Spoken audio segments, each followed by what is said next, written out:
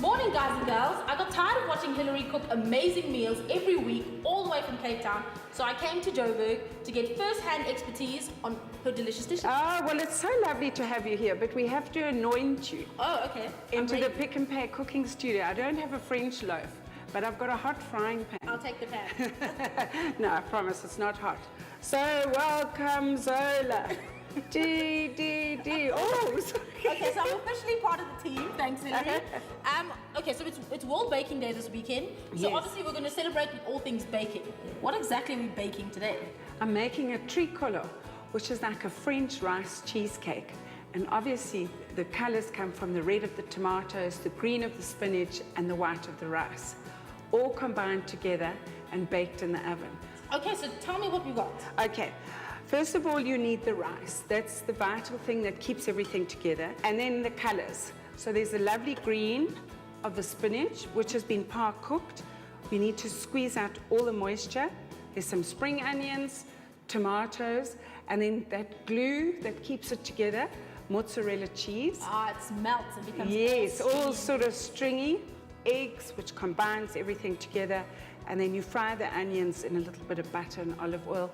And a dash of nutmeg just gives it a great lift. Hillary, I'm hungry. Let's get cooking. Okay, the first thing is the rice. Use risotto rice for this recipe. Season to taste with salt and pepper. Water. And then what you want to do is just bring the rice to the boil and cook it for about 10 minutes. And while you're doing the eggs, I'm going to prepare the pan. It's slightly sort of different to the norm. It's a 23 centimeter loose bottom pan. Spray it with some cooking spray. I don't want to fumigate you on your first, so turn away. Just give it a good spray. Make sure you do the sides and the base. Hillary, for this recipe, is it necessary to line the tin with paper? No, you don't want to, because what's going to happen is the rice is going to cook and make it sort of quite wet and stick to it. Okay. But what we are going to do is, I've got some breadcrumbs here, dried breadcrumbs. Just gives it a nice sort of lining in a funny way. The next step is to fry the onions and the spring onion until golden. For the best color, use butter and oil. When fried, mix the onion in with the spinach. Okay, Hillary, this is our green taken care of. Tell me about our other two colors. Okay, before we get to the other two colors, we need to put the egg in. Okay. It's great. You just want to mix it through. This is what's going to bind it all together with the rice. Also add the cherry tomatoes, mozzarella cheese, and finely grated parmesan. Delicious. Oh, that smells so good, and it works so well with rice. Just mix that all through. And then, of course, the crucial ingredient is rice. I've parboiled some that I've got set aside, because you would drain the rice. Just mix that through for me. Pop that in. You can see it's quite sort of fluffy, and it's going to hold everything together. While you're doing that, a generous grinding of salt and pepper. I find it needs quite a lot of salt. Spoon the mixture into a cake tin, pressing down the top lightly with the back of a spoon.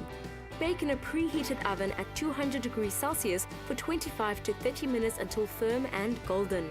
If you missed any of the steps, here's what we did. Combine the spinach with eggs. Add sautéed onions, cooked rice, seasoning and nutmeg. Stir in tomatoes, mozzarella and parmesan.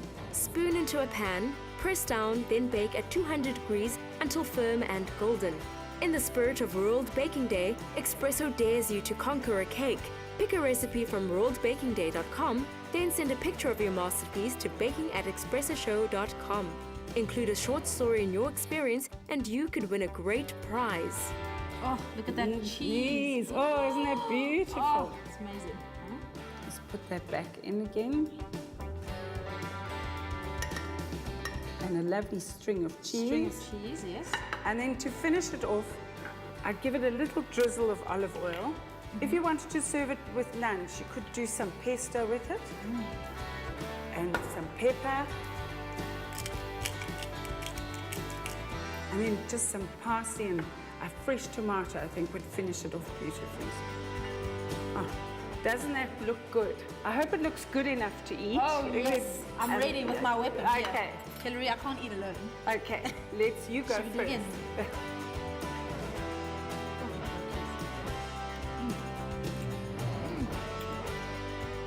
Good.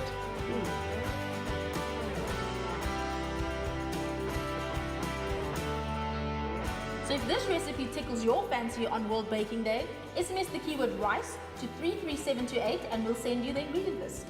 Or find it in the Sunday Times Food Weekly this Sunday. Guys in studio, I bet you wish you were here.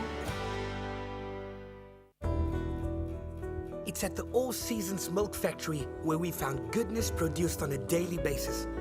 Pick and Pay, always there for you.